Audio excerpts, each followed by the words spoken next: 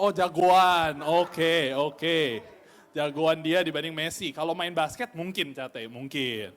Main bola, waduh hati-hati, ya kan? Nah, jadi kesimpulannya, one pro player, many different reputation. Ya nggak? Ada tadi yang bilang the GOAT, ya kan? Udah bawa Argentina juara dunia, kayaknya udah no debat. Nih orang pemain bola terbaik sepanjang sejarah sepak bola. Mungkin gitu ya, ada yang berpikir seperti itu. Tapi ada yang fokusnya ini Kristen KTP gitu kan. Karena hamilin orang di luar nikah gitu. Tapi ada apa reputasi apa lagi? Tadi mungkin ada yang bilang ya pemain bola ya hanya tahu berarti ya pekerjaan dia apa. Tapi mungkin gak tahu detail-detailnya. Bener kan? Reputasinya banyak banget nih. Terkait satu orang. Satu orang reputasinya banyak. Udah kayak kepribadiannya banyak. Gitu kan? Nah hal ini yang kita akan bahas bersama-sama di hari ini. Yaitu tentang reputasi. Reputation. Ini kata yang menarik. Kenapa? Karena ini adalah hal yang orang lain pikirkan tentang kita. Dan sekarang pastinya kita bukan akan membahas reputasi Messi gitu ya. Kita akan membahas reputasi diri kita sendiri.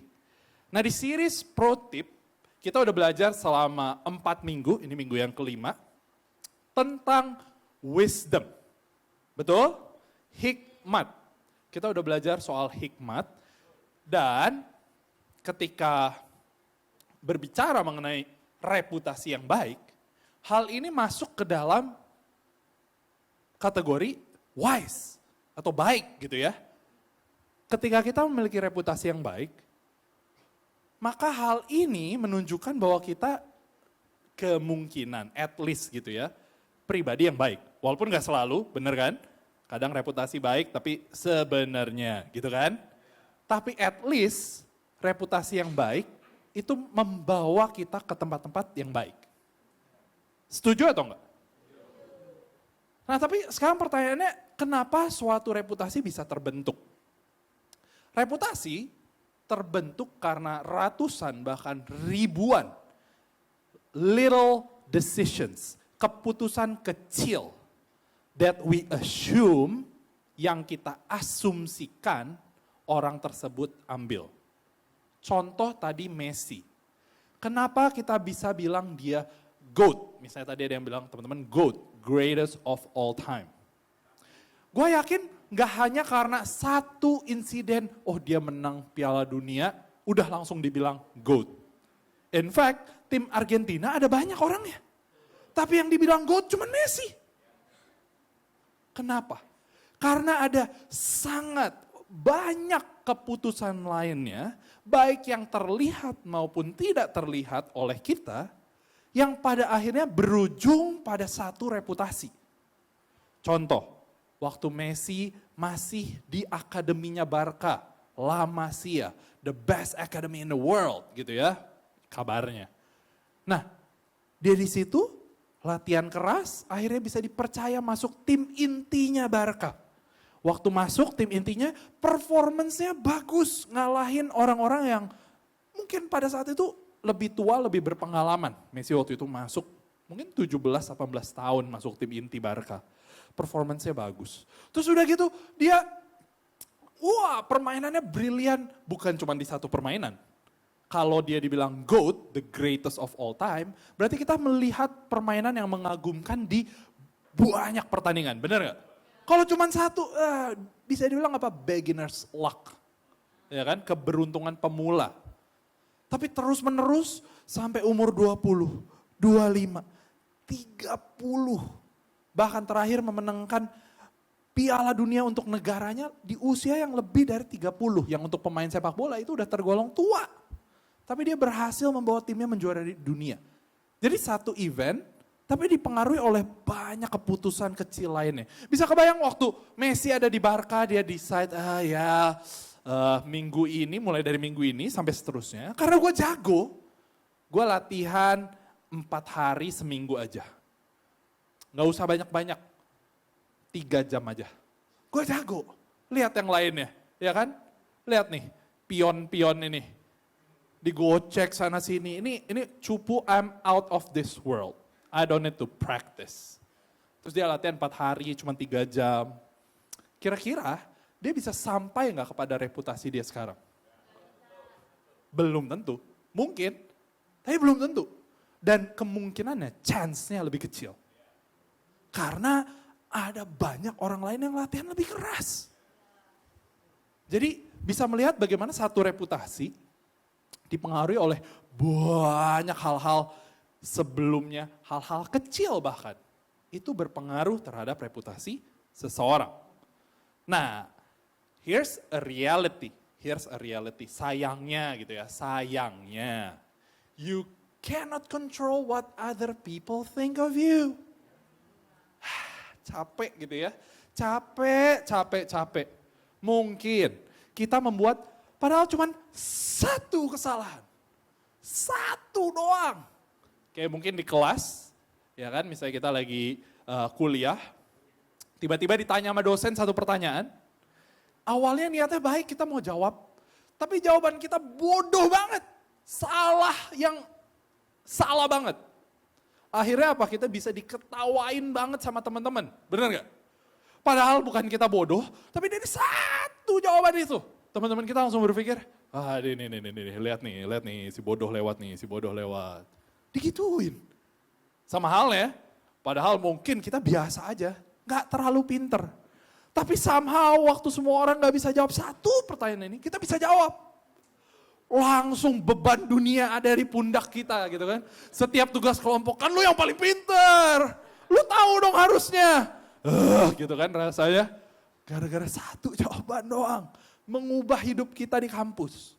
Bener gak? Bisa gitu ya? Atau satu kesalahan kita sama temen. Misalnya kita melakukan sesuatu, gak tepat janji, datang telat karena apa. Padahal satu hal kecil. Tapi bisa jadi dia berpikir, nih si orang telatan. Benar atau enggak? Satu kejadian doang. Ya kan? Di saat yang bersamaan, mungkin, padahal kita udah benar. Tapi ada orang yang menyebarkan gosip yang buruk tentang diri kita. Capek hidup. Benar gak? Kita udah berusaha baik, malah digosipin yang buruk. Nggak enak banget rasanya. Dan kita jadi nggak punya reputasi yang benar, padahal bukan kita melakukan hal yang buruk. Tapi kenapa? Karena hal ini, you cannot control what other people think of you. Lalu kadang ada paradoks tentang reputasi. Paradoks apa? Ada orang yang perilakunya buruk, namun akhirnya jadi terkenal. Jadi influencer, jadi selebriti, punya pengaruh yang besar untuk banyak orang. Padahal buruk, hal yang dia kerjakan buruk. So please guys, at least di FLCC gue pengen bilang, please don't make bad people famous, will ya? Please don't make stupid people famous. Please, gitu ya. Nggak usah diomongin. Makin terkenal mereka kalau diomongin. Pengaruhnya makin besar. Tapi ada orang yang perilakunya baik, malah diejek. Benar? Waktu kuliah, tentunya kita banyak sekali contekan. Lebih mudah nyontek waktu kuliah dibanding sekolah. Ya, at least sekolah gua, karena Kristen banget sekolah gua waktu itu ya. Gitu kan. Kristen banget, susah nyontek. Di kampus, super gampang. Dosen gak peduli. Beberapa, gak semua. Ya kan? Udah gitu satu kelas banyak biasanya. Tergantung jurusan, tapi di jurusan gue lumayan satu kelas bisa 40 gitu kan. 50. Gimana caranya mau liatin 40-50 anak? Paling yang paling depan aja biasa paling sial kan. Jadi biasa anak-anak yang mau nyontek paling rajin waktu ujian. Dia datang jauh sebelum waktunya. Karena dia akan secure the spot way back gitu kan. Ada yang pernah mengalami? Terus udah gitu ditanyain waktu ujian. Jawabannya apa nih? Kita gak mau nyontek, kita gak mau dicontek, kita mau lurus gitu kan, kacamata kuda. In the end malah diejek. Si paling bener nih lewat, si paling bener ya kan. Gak setia kawan banget, gak mau bagi contekan gitu kan. Atau misalnya diajak melakukan sesuatu kita gak mau. Banyak hal, ngerokok misalnya. Atau party-party mabok-mabok nggak jelas misalnya. Kita nggak mau, kita tolak. Dibilang, wah nih si suci, si sok suci nih lewat nih, si suci. Benar nggak? Padahal kita inginnya berperilaku baik loh. Tapi malah dijudge sama orang. Lah ini ada orang-orang yang melakukan hal-hal buruk, malah dijunjung tinggi sama orang. What a world we live in, right? So, one thing, one conclusion, reputation is very complex, right? And on top of that, gue tambahin satu masalah lagi. Kita terlahir sebagai orang percaya, orang Kristen. Yang tandanya kita nggak hidup untuk diri kita sendiri. Kita hidup untuk Tuhan. Kita perlu membawa reputasi Tuhan ke dunia. Wow, susah banget kayaknya. Benar atau enggak? Sekalinya kita melakukan hal jelek, orang-orang bisa mengeneralisasi kekristenan karena perilaku kita. Wow, kayaknya bebannya berat gitu ya. Sampai, ya ini jujur aja gitu ya. Mau ngajak orang volunteer, melayani, kadang susahnya setengah mati. Waktu ditanya kenapa, padahal orangnya baik, bagus, jawabannya simple. Aduh takut, aku gak tahu nanti orang lain ngomong apa. Aduh takut, aku kayaknya belum terlalu kudus deh. Ya ampun. Ya bukan berarti gue menyepelekan kekudusan, tapi bisa kebayang kalau semua orang pelayan Tuhan berpikir seperti itu? Gak ada yang melayani. Karena dianggapnya harus perfect dulu baru bisa melayani. In fact, nobody is perfect. Jadi hal ini makin kompleks gitu kan. Reputasi. Kompleks. Banyak elemennya. Tidak bisa kita kendalikan. Nah makanya pada hari ini kita mau belajar. Karena ternyata hal ini penting. Karena tadi kita hidup bukan untuk diri kita sendiri. Tapi kita mau membawa Yesus kepada kehidupan orang lain. Membuat orang lain merasakan kasih yang sempurna dari Yesus. Let's take a look at Proverbs. Ini kitab yang sudah sering dibahas. Amsal 10 ayat 9. Proverbs 10 verse 9.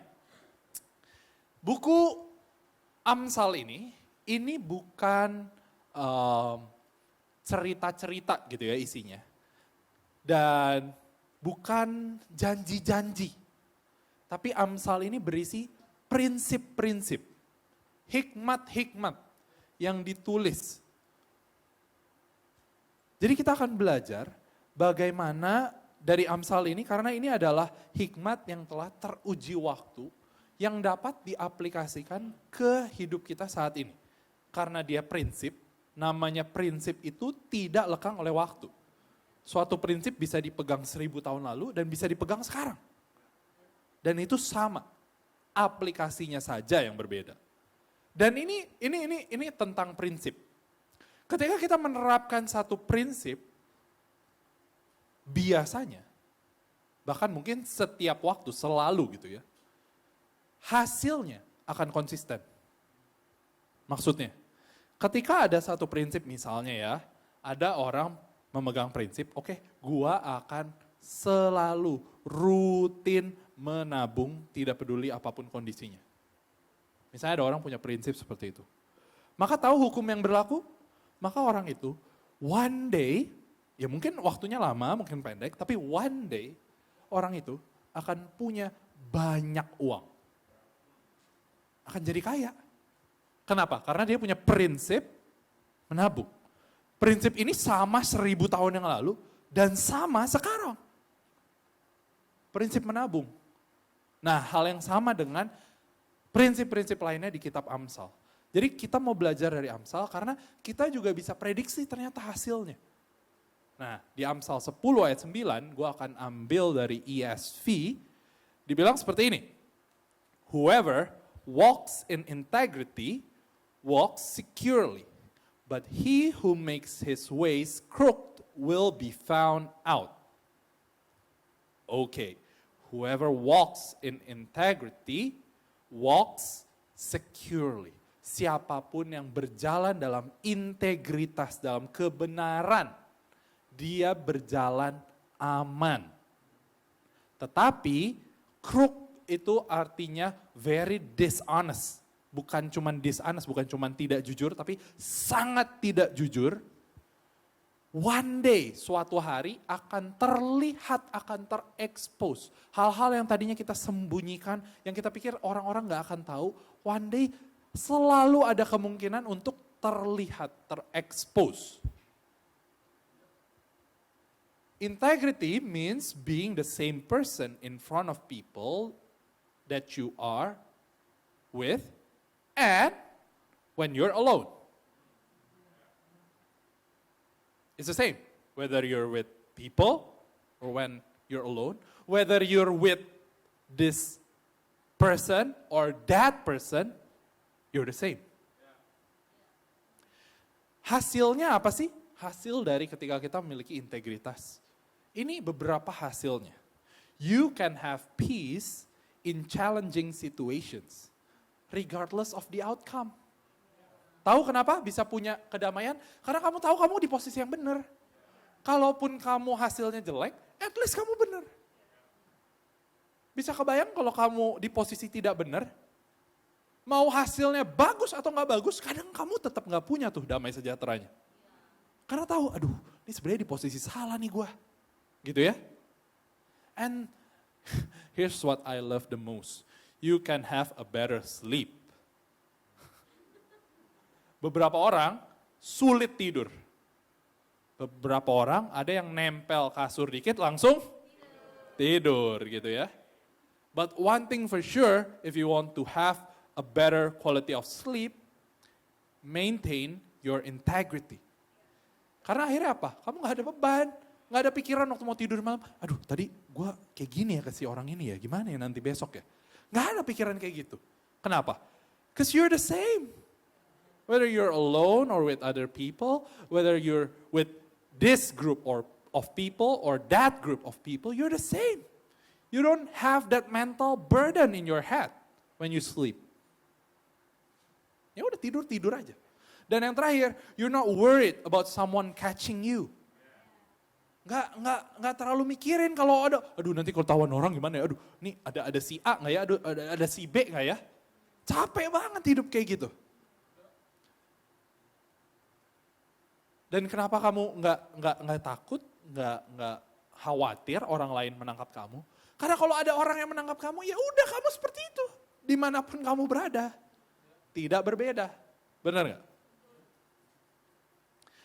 Dan alternatif dari tadi kalau kita baca ayatnya, yang satu integrity, yang satu crook atau very dishonest. Berarti hasilnya adalah kebalikan dari yang kita lihat di depan ini. So, eventually, okay? Gua ngomong eventually, mungkin bukan di hari itu, detik itu, saat itu, okay? Tapi suatu saat, ketika ketahuan, maka dishonesty, kebohongan, ketidakjujuran akan merusak reputasi kita. Itu long termnya, okay? Merusak reputasi. Short termnya apa? We cannot maintain our peace. Kita nggak bisa menjaga damai sejahtera di hidup kita. Suka hilang damai sejahteranya. Jadi udah damai sejahteranya nggak ada di short term, di long term, reputasi, nama baik kita tercemar. Nama baik kita hilang. So that's why choosing integrity is better. It's the only way you can have both good reputation and peace. Ya, kadang kamu diomongin orang, betul. Tapi coba lihat 10 tahun lagi. Nama baik itu diingat orang. Jadi waktu kamu menjalaninya, iya nggak enak, kamu mungkin diomongin orang, kita dikatain orang gitu kan, dicaci maki karena berbuat yang benar. Tapi kita tidur lebih enak malam. Kita nggak punya beban pikiran. Ya beban pikirannya paling teman kita itu aja gitu kan. Tapi selain kita punya damai sejahteranya karena kita berada di tempat yang benar, di masa depan 10 tahun lagi. Kebayang gak kalau teman kamu lagi butuh cari partner bisnis? Dia mau cari yang jujur atau yang tukang bohong? Yang jujur. There you go. There you go. Berarti 10 tahun lagi, kalau kamu diingat sebagai orang yang jujur, dia akan cari siapa? Kamu, kita. Orang-orang jujur. Orang-orang dengan integritas. Sekarang mungkin gak kelihatan. Atau contoh, ini hal simple lainnya yang gue pernah alami. Gue sekarang sudah bekerja, dan di pekerjaan kita tahu ada bidang HR, Human Resource. Salah satu pekerjaannya adalah merekrut. Bener ya? Bener ya? Dan, again, kan kita gak pernah tahu ya. Ternyata, waktu itu gue pernah di referral, dikasih saran untuk masuk ke suatu perusahaan karena rekruternya kenal sama gue. Waktu gue kerja sama rekruter ini, anggap aja namanya si A gitu ya. Waktu gue kerja sama si A, apakah gue tahu di depan si A bakal menghubungi gue, ingin meng-hijack gue, menawarkan gaji yang lebih tinggi? Apakah tahu? Nggak tahu. Apakah bisa waktu gue kerja sama si A, gue males-malesan, gue gak kerjain kerjaan gue? Bisa? Bisa, lebih enak gitu ya. Ke kantor santai, ngopi doang, pulang gitu kan. Istirahat 2 jam, enak gitu ya. Bisa. Tapi ketika A lagi mau cari orang, ketika kita udah berpisah ke perusahaan yang berbeda, gue kemana, dia kemana. Apakah si A akan menghubungi gue? Kalau gue jelek loh, masa iya? Enggak, karena reputasi gue jelek. Tapi ketika reputasi kita bagus, mungkin gak enak di awal. Tapi kita akan selalu jadi orang yang dicari. Okay, so next we're going to learn from another Proverbs dari Amsal, ayat yang berbeda gitu ya. Dan ini juga sangat bagus karena ini sangat jelas dibilang a good name. Proverbs 22 verse 1, this is from NIV. A good name is more desirable than great riches. To be esteemed is better than silver or gold. Good name itu adalah good reputation. Esteem artinya respected, dihormati. Even if we read from the Amplified Version, kalau kita baca dari kitab yang lain, Amplified, dijelasin dengan detail gimana sih caranya kita dapat punya reputasi yang baik. Proverbs 22 verse 1, Amplified Version, a good name, dalam kurung, nah ini keren banget. Earn, jadi ini not free, bukan gratis reputasi yang baik. Earn by honorable behavior, godly wisdom, moral courage, and personal integrity is more desirable than great riches. Wow. Tapi pertanyaannya, mungkin kita kan mikir ya, jadi kaya kan enak, gue gak perlu mikir gue makan apa besok. Ya kan? Besok gak perlu lagi bahkan mikir, aduh warteg atau enggak ya. Besok bisa mikirnya, Kintan atau apa gitu ya. Mikirnya mungkin bisa gitu. Yakin nih, good name, a good reputation lebih baik dari kekayaan. Yang bener. Well, here's the thing. Maybe you think it's not that a big deal. Maybe you think riches, kekayaan itu lebih baik dari nama baik. Mungkin. Kekayaan itu lebih enak, akan membuat hidup kita lebih mulus. But here's the thing, I want you to think very hard on this. Coba pikirkan baik-baik. Reputation doesn't really matter to us until we wish we had a different one.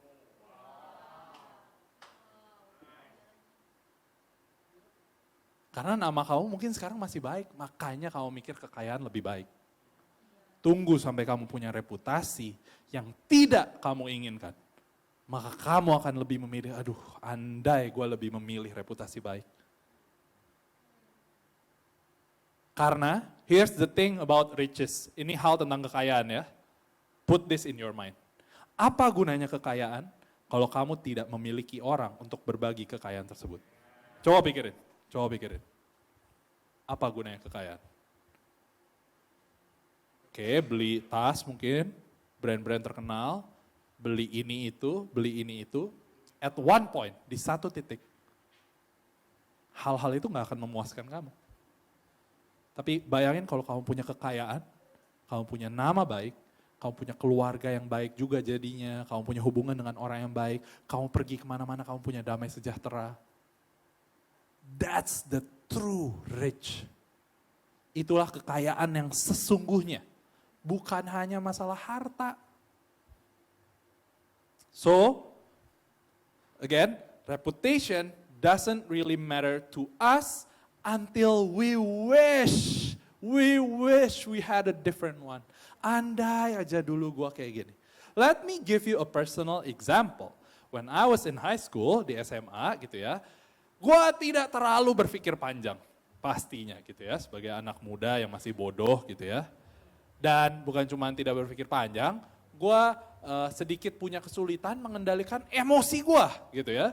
Jadi gua cukup sering marah-marah, kesel gitu ya. Dan marah-marah keselnya ini bukan cuma dipendam dalam hati, tapi gue tunjukkan secara eksplisit ke orang gitu ya. Jadi waduh gitu ya.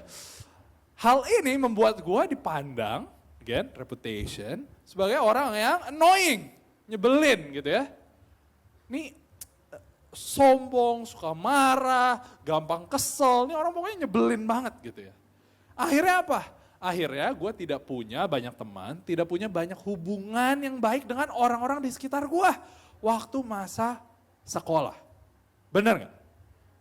Karena kan males temenan sama orang yang marah terus. Benar gak? Wah, emosinya kayak roller coaster. Dan akhirnya apa?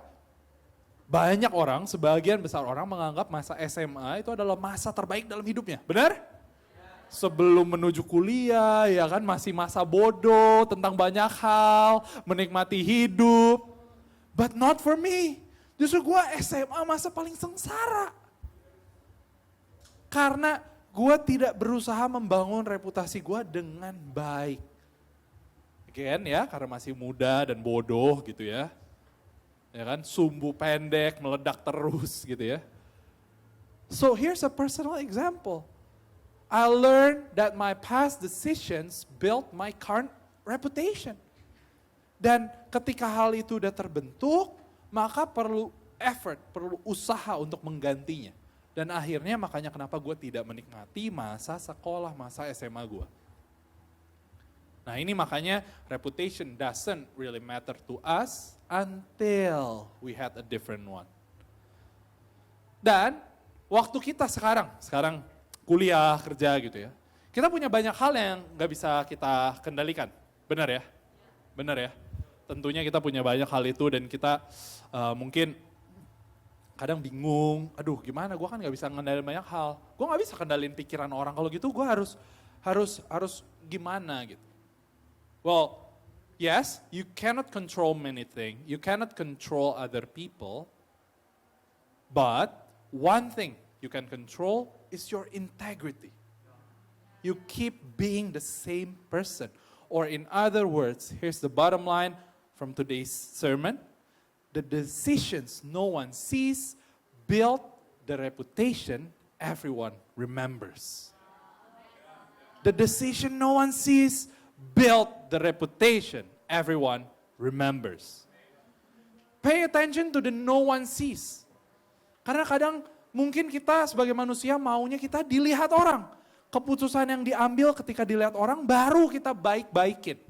Tapi ketika tidak ada orang yang melihat, mungkin kita jadi ragu, aduh gue harus emang kayak gitu ya. Tapi ini juga berhubungan dengan tema tahunan kita di GBIWTC pada tahun ini. Rise up and be victorious. Terutama satu kata yang paling pentingnya adalah deeper. Kita udah belajar di series pertama di tahun ini bahwa membangun ke bawah, being deep, kadang gak terlihat orang. Being deep will only be shown when the storm comes. membangun ke bawah nggak akan kelihatan waktu di awal-awal membangun. Hanya ketika waktu badai datang, kelihatan mana yang fondasinya kuat, mana yang enggak. Sama halnya dengan membangun integritas. Membangun integritas awal-awalnya mungkin nggak ada yang lihat ini kayaknya nggak terlalu penting. Tapi tunggu sampai badai datang, maka fondasinya terlihat. Orang yang punya integritas tinggi, waktu badai datang, dia yang bertahan. That's why it's so important for us to have integrity. To build a good reputation. Not just by faking it, but by truly building the foundation. Okay, so back to reputation. What can we actually do about our reputation? What can we actually do? Kan tadi kita tahu banyak hal yang kita nggak bisa kontrol, kendalikan gitu ya. Pikiran orang, perilaku orang. Tapi ini ada dua hal yang gua rasa kita bisa sama-sama coba. Oke? Yang pertama, your decisions are the starting point. Keputusan kita adalah langkah awalnya. Jadi coba pikirkan, kalau gua ingin punya reputasi A.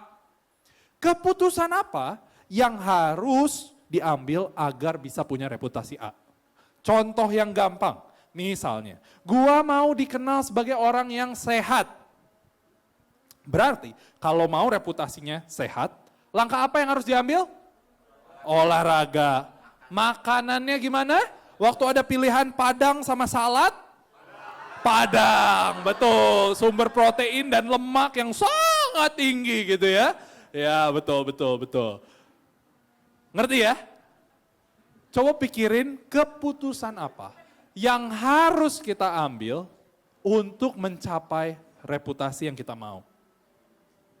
And then, mungkin ada banyak, oke, wah bingung mulai dari mana. Simplify, buat jadi simple, gampang dulu aja. Choose one element of your integrity to start working on. Pilih satu dulu aja. Nggak usah terlalu pusing, gue harus hidup sempurna nih. Sabar, satu aja. Satu. Mungkin, gue pengen punya reputasi gue orang yang taat sama Tuhan. Mungkin itu yang lagi kita mau bangun. Atau mungkin kayak tadi, gue mau jadi punya reputasi orang yang sehat. Atau mungkin, reputasi gue adalah orang yang on time. Hello. Being on time. Atau gue mau punya reputasi selalu memberikan yang terbaik. Berarti apa yang harus gue lakukan ya? Ketika gue dikasih tugas yang kecil, yang remeh, yang ya orang mungkin gak lihat. Apa ya? Hal-hal ini pada akhirnya akan membangun satu gambaran mengenai diri kita. And please don't wait for another week. Because building a reputation is not a one day thing. No. It's about being intentional continuously. Itu tentang secara sengaja dan terus-menerus melakukan hal tersebut. This is not a one day thing. That's why don't wait until next week, next year. No. Start now. And this is what small groups are for. Biar kita bisa saling berbagi, saling menguatkan, saling diskusi. Coba tanya sama teman small group, reputasi apa sih yang gue punya? Tunggu sampai jawabannya keluar. Then you know what you should change. That's what friends are for. Untuk membangun hidup kita. Jangan cuma mau temen yang selalu nurutin kemauan kita. A good friend will tell you when it's wrong. A good friend. Okay. Let's stand up, kita mau berdoa dan tutup sermon pada hari ini, ibadah pada hari ini. Semua bisa terima firman Tuhan hari ini? Amin. Gua mau kita ingat sekali lagi ya. The decisions no one sees build the reputation everyone remembers. Coba kita ngomong ini sama-sama dengan keras, oke? 1, 2, 3. The decision no one sees build the reputation everyone remembers. Boleh kasih kemuliaan buat Tuhan, tepuk tangan buat Tuhan. Let's pray. Tuhan, kami mengucap syukur atas hadirat-Mu, kami mengucap syukur atas berkat-Mu, kami mengucap syukur atas firman-Mu. Terima kasih atas firman yang mengubahkan pola pikir kami, Tuhan. Tuhan, sekarang kami ingin minta secara khusus Roh Kudus turun kepada kami dan berikan kami kekuatan, Tuhan, untuk membangun reputasi yang baik, agar kami dapat mengambil keputusan yang benar. Tidak peduli sesulit apapun, tidak peduli walaupun tidak ada orang yang melihat, Tuhan. Karena kami punya satu tujuan, Tuhan. Kami mau melihat nama-Mu dimuliakan, Tuhan. Kami mau menjadi terang dan garam-Mu. Kami mau menjadi alat-Mu, Tuhan. Pakai kami untuk menjadi kebangkitan rohani, Tuhan, di tempat di mana kami ada, Tuhan. We want to bring revival wherever we are, in whatever we do. Dan kami percaya, Tuhan, bahwa reputasi yang baik, Tuhan, dengan bantuan-Mu, maka kami dapat mencapai hal itu, Tuhan. Aku berdoa, Tuhan, untuk setiap small groups, biar ada keterbukaan. Kami dapat membangun kehidupan kami satu sama yang lain, sehingga orang-orang di luar dapat melihat betapa luar biasanya komunitas di dalam Tuhan. Terima kasih, Tuhan, terima kasih. Terima kasih, kami sudah selesai, ibadah ini selesai, tapi kami percaya Kau tidak pernah berhenti berbicara kepada kami. Kami percaya dalam nama Yesus, dalam nama Yesus.